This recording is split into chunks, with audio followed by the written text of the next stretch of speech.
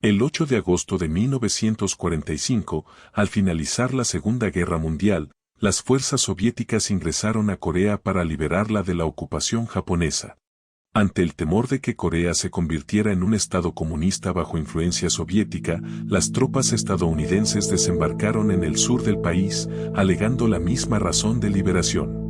Aunque la Segunda Guerra Mundial había terminado, en Corea comenzaba otro conflicto. Las tropas soviéticas se establecieron en el norte de la península, mientras que las tropas estadounidenses ocuparon el sur.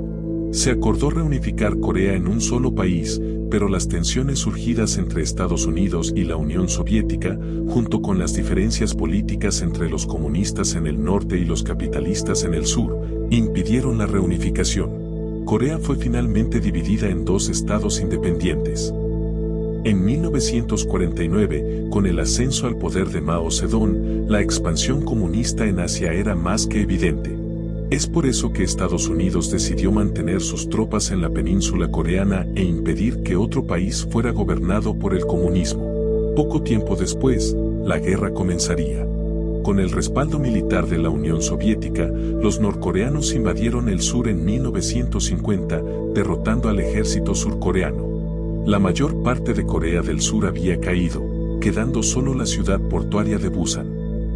Las potencias occidentales reaccionaron y llevaron el caso al Consejo de Seguridad de la ONU, que condenó la agresión norcoreana y envió tropas de 15 países miembros para apoyar a Corea del Sur. Liderados por el general Douglas MacArthur, tenían como objetivo liberar el sur de la invasión comunista. MacArthur implementó una estrategia audaz desembarcando en Incheon y atacando por detrás a los norcoreanos, rodeándolos y destruyendo a su ejército. A pesar del éxito en la liberación del sur, MacArthur buscaba continuar la guerra invadiendo Corea del Norte y unificando el país bajo un gobierno capitalista. Las fuerzas de la ONU avanzaron hasta la frontera y llegaron a Pyongyang, la capital norcoreana. Esta aproximación alertó a los comunistas chinos, quienes vieron cómo poco a poco se acercaban a su territorio. Mao Zedong temía que, si Corea del Norte caía, Estados Unidos atacaría a China en el futuro. Preocupado por la caída de Pyongyang, intervino antes de que los del sur ganaran por completo la guerra. Antes de que Colombia se uniera a la guerra de Corea, el país estaba sumido en un periodo conocido como la violencia.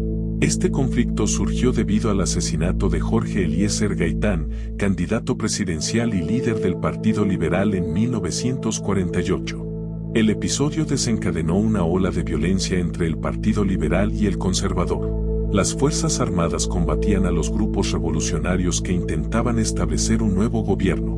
Colombia se unió a la Guerra de Corea en medio de este contexto de violencia interna. Durante esos años y particularmente después de la Segunda Guerra Mundial, el gobierno colombiano había reafirmado su alianza con Estados Unidos para contrarrestar la influencia comunista y modernizar al ejército por medio de la guerra.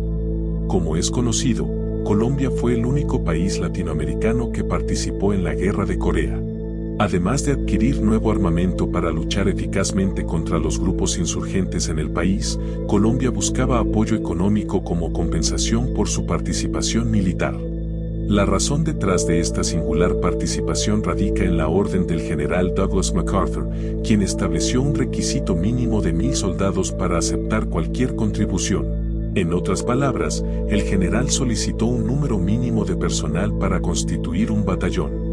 Debido a esta condición, países como Panamá y Uruguay, que tenían la intención de enviar una sección de soldados, se vieron impedidos de participar en la Guerra de Corea. A pesar de esto, Colombia no tenía una historia de participación activa en conflictos internacionales y el gobierno estadounidense no presionaba activamente a Colombia para que enviara tropas. De hecho, Estados Unidos prefería que países como Argentina, Brasil y México participaran, ya que tenían la capacidad tanto económica como de recursos humanos para contribuir significativamente a la operación militar. En 1951, Colombia se sumó a la Guerra de Corea aportando 3 fragatas y un batallón de infantería, que a lo largo de 3 años sumó casi 5.000 hombres. Pese a que fue Laureano Gómez quien oficializó la participación de Colombia en la Guerra de Corea, Esta era una decisión que se había estudiado en los últimos días del gobierno de Mariano Ospina Pérez, cuando las Naciones Unidas buscaban apoyo latinoamericano en la contienda para así demostrar que Occidente en su totalidad estaba en contra de la expansión comunista. Sin embargo, la decisión de intervenir en Corea planteó preguntas sobre las prioridades del país. A pesar de algunos beneficios económicos temporales, Colombia no estaba en posición de sostener una intervención militar prolongada en el extranjero debido a las crecientes necesidades internas. En este contexto, cuando el gobierno de Laureano Gómez propuso enviar un batallón de infantería a Corea, numerosos oficiales cansados del conflicto interno se enlistaron como voluntarios. Prefirieron combatir en Corea antes que matar compatriotas en los llanos. Varias décadas más tarde, algunos oficiales admitieron que no entendían completamente el comunismo, pero se sentían motivados por su fe religiosa y la oposición a un sistema que negaba a Dios. Sin embargo, hubo diversas motivaciones detrás de este reclutamiento, que variaron desde el desempleo de reservistas, pasando por aquellos que buscaban mejorar su posición social y militar, hasta llegar a los aventureros que fueron prácticamente reclutados en el último momento antes de que el Batallón Colombia partiera hacia la guerra. Además, algunos oficiales fueron obligados a unirse al batallón debido a sus presuntas afiliaciones partidistas. Se seleccionó a aquellos que se consideraba que eran liberales, y quienes se negaban a unirse eran retirados de la fuerza de inmediato. A pesar de las negaciones, hubo evidencia de un sesgo partidista en la selección del Batallón Colombia. Los primeros seleccionados mostraron una moral baja. Muchos no querían servir a un ejército que evaluaba a sus hombres según patrones políticos. Algunos militares desertaron y se tuvo que reclutar a voluntarios para llenar las filas, incluyendo a prófugos. En el marco de su primera misión militar internacional, Colombia hizo presencia en la península coreana con el Batallón Colombia. Así se denominó al grupo colombiano de 3 fragatas y un batallón de infantería, que en diferentes momentos y lugares incursionaron en el conflicto. Este batallón fue previamente entrenado tanto en Bogotá como en Estados Unidos, antes de unirse a una compañía norteamericana en la zona de combate en Corea. El contingente colombiano arribó a Corea del Sur en 1951. Aunque la disciplina del ejército era buena, se describió que su moral era mediana y su capacidad de combate pobre. Durante los primeros 3 meses, los soldados creyeron que la guerra resolvería sus problemas económicos y necesidades, lo que inicialmente les hizo verla de manera favorable. Sin embargo, esta percepción cambió drásticamente el 7 de agosto de 1951, cuando experimentaron el verdadero horror de la guerra. Un mes después de su primera batalla, ocurrió la primera baja colombiana, en la que 3 soldados perdieron la vida. Aunque inicialmente pensaron que la batalla era insignificante, el comandante estadounidense elogió la valentía de los soldados colombianos. Algo que les resultó incomprensible, ya que nunca habían experimentado tal reconocimiento. Desde 1951, los combates más cruentos y los más importantes se dieron contra los ejércitos comunistas chinos, y durante aproximadamente 2 años se enfrentaron al Ejército Rojo en luchas por cerros y puntos estratégicos que eran vitales a la hora de ganar terreno. Entre las operaciones o batallas que más impacto y reconocimiento tuvieron los soldados colombianos están la toma de Climber, la recordada defensa del Cunzón y la batalla de Monte Calvo. Si bien esta última duró 10 meses, fue durante la quinta batalla en marzo de 1953 que la contribución de Colombia fue esencial para las fuerzas de la ONU. Allí, los colombianos impidieron el avance de las tropas chinas a lo que habría sido un acceso directo a Seúl. Algunos veteranos sugieren que gran parte de su éxito se debía a las similitudes de ese terreno con las montañas de Boyacá y Antioquia. En esta batalla fallecieron 95 soldados, 97 fueron heridos y 30 tomados como prisioneros de guerra por los chinos. En la llamada ofensiva nómada, que representó el último gran avance de los aliados, los efectivos miembros del Batallón Colombia se destacaron ante los comandantes americanos de diferentes divisiones. El teniente general de los Estados Unidos, Blackshear Morrison Bryan, hizo la siguiente declaración: "He combatido en 3 guerras. Pensé que nada me faltaba por ver en el campo del heroísmo y de la intrepidez humana, pero me faltaba ver combatir al Batallón Colombia. En 1953 se estableció el armisticio donde las dos partes aceptaron el paralelo 38 como línea fronteriza.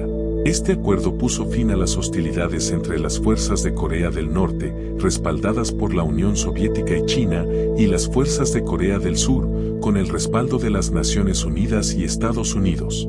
Sin embargo, el Batallón Colombia se quedaría en la península coreana cumpliendo labores de vigilancia en la zona de desarme que se creó tras la finalización del conflicto. Para esa fecha, casi 200 combatientes colombianos habían muerto, 600 estaban heridos y cerca de 70 desaparecieron. Habiendo cumplido con su misión, el ejército salió de Corea del Sur en 1954 y la Armada en 1955. La participación de Colombia en la Guerra de Corea dejó una marca profunda en la modernización del ejército y de la Armada. La experiencia en Corea introdujo nuevas tácticas militares que fueron fundamentales para enfrentar el conflicto interno. El Batallón Colombia cumplió con su objetivo principal de brindar ayuda efectiva a las tropas estadounidenses y surcoreanas. Aunque la guerra no tuvo un impacto inmediato en la dinámica interna de Colombia, el envío del contingente resultó beneficioso, ya que gran cantidad de armamento regresó al país. Además, se fortaleció el apoyo militar de los Estados Unidos en los años siguientes. Impulsados por esa estela de heroísmo y los nuevos aprendizajes, la mayoría de los oficiales que combatieron en Corea llegaron a ocupar altos cargos dentro de la institución militar. Algunos han recibido ayuda por parte del gobierno de Corea. Por ejemplo, becas para los nietos, ayudas económicas y viajes a Seúl. Los reconforta demasiado el agradecimiento que siempre les ha demostrado el pueblo surcoreano. Pero a su regreso a Colombia, no todos correrían con la misma suerte.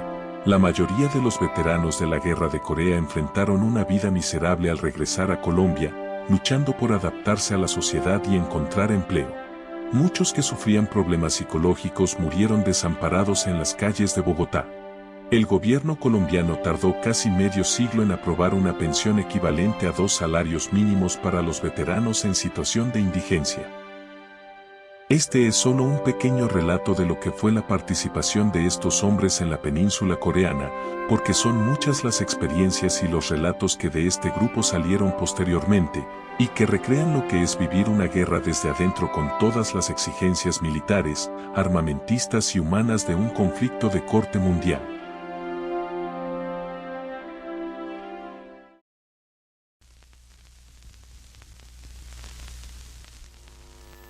Después, pasados los saludos oficiales, baja a tierra la tripulación y muchos visitantes suben a bordo de la fragata. Con la satisfacción de los abrazos se mezclan lágrimas femeninas, expresión incontenible de alegría por el regreso de estos hombres colombianos del mar que han llevado por aguas del mundo la bandera de la patria y el nombre de uno de los más famosos navegantes de América.